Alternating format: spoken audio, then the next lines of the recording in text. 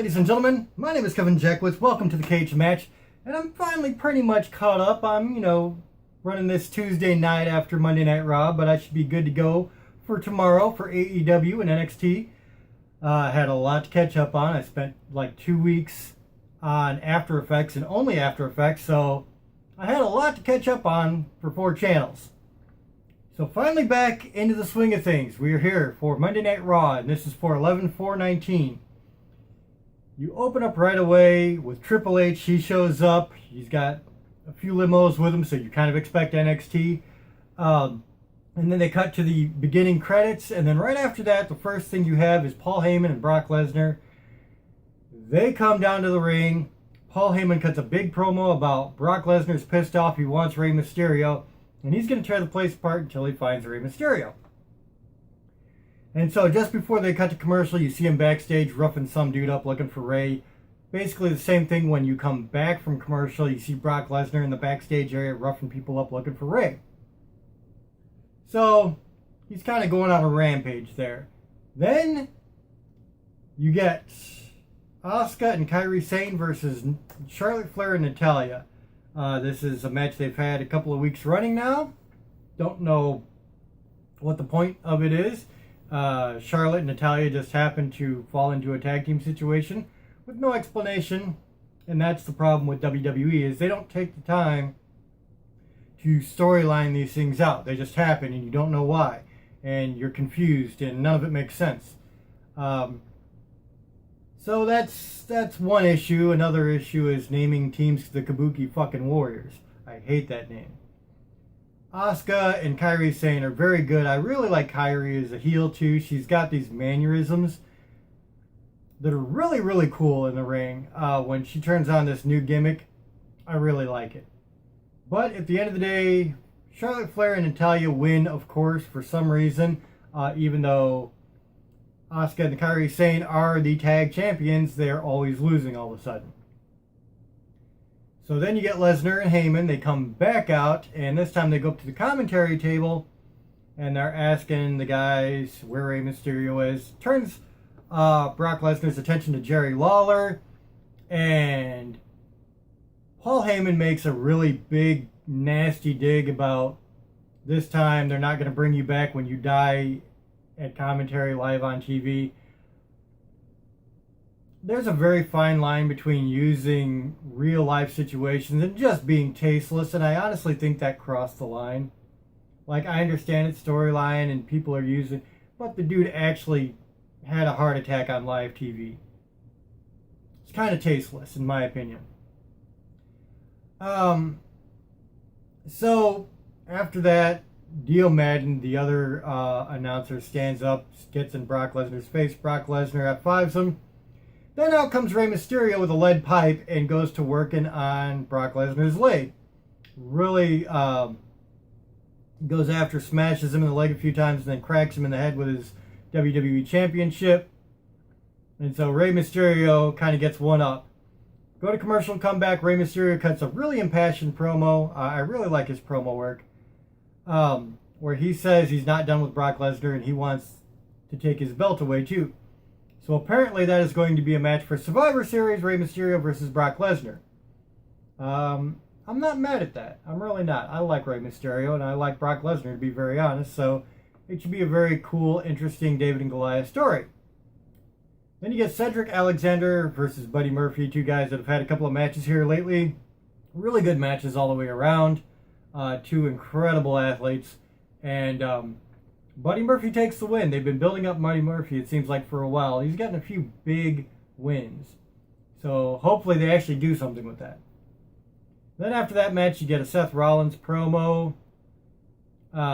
He's talking about how he doesn't know if he's got what it takes anymore, or if he's really invested in stripping Brock Lesnar of the belt. And, everything he did a year ago is kind of undone now. Triple H comes out. He's talking about the NXT invasion, I guess you want to call it. And he tells Seth Rollins, you're either with us or against us. And then the Undisputed Era come out. The OC come out from the back. And then you have more NXT guys. They all jump the OC. More Raw guys come out. And so it's just kind of a brawl. And then you get a backstage bit where Seth Rollins is talking to Triple H. He says, if I do this, I'm not going to halfway it. I want a match with Adam Cole for the NXT Championship. And so apparently that's going to be the main event. After that, you get Andrade and Zelina Vega versus Sin Cara and Catalina. This is another thing they've had going for a few weeks. It's okay. I'm not entirely invested in the feud, but it makes sense because Andrade puts Sin Cara out. Sin Cara just comes back. He wants revenge. Unfortunately, just coming back, he's lost 3 times in a row to Andrade, or this time Andrade and Zelina Vega. And this was actually Zelina Vega who gets the win. And she had some cool moves there. I don't know exactly what to make of her in-ring work yet because I've seen so little of it.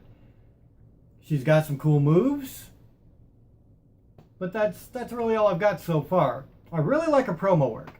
I really do. Although I will say, I feel like lately she's put on this AJ Lee style performance. I think that's intentional. But I like it. It works. Then you get Rusev, Lana, Bobby Lashley promo. Rusev calls out Bobby Lashley. He tells him he can have Lana. Bobby Lashley comes out, says he's got a groin injury from banging Lana, basically. He can't wrestle, so they bring out Drew McIntyre. So it's Rusev and Drew McIntyre. And good match. I think these are a couple of big guys who can move around a little bit, so that helps. I am one of these kind of guys that I'm not into big guys just for the sake of them being big. I want them to be able to do stuff that I can't do.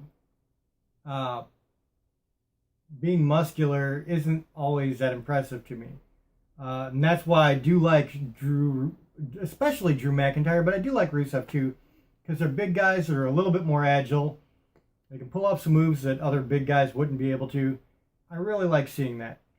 So very good on them. They had a decent match. Rusev takes the win by disqualification because Bobby Lashley comes out, hits Rusev with a crutch that he was on because of his groin injury.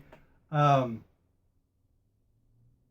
then it gets a little bit convoluted, honestly. If they would have left it at that, I think it would have been fine. Rusev starts to get the upper hand on Bobby Lashley, and Randy Orton comes out, RKO's Rusev. And then Ricochet comes out and deals with both Bobby Lashley and Randy Orton. So, A, just not believable at the end. B, just, like I said, just convoluted. You just got too much going on for no reason whatsoever. And they were like, oh, well, you know, Randy Orton was Bobby Lashley's partner during this Crown Jewel thing. Nobody cares about that Crown Jewel shit.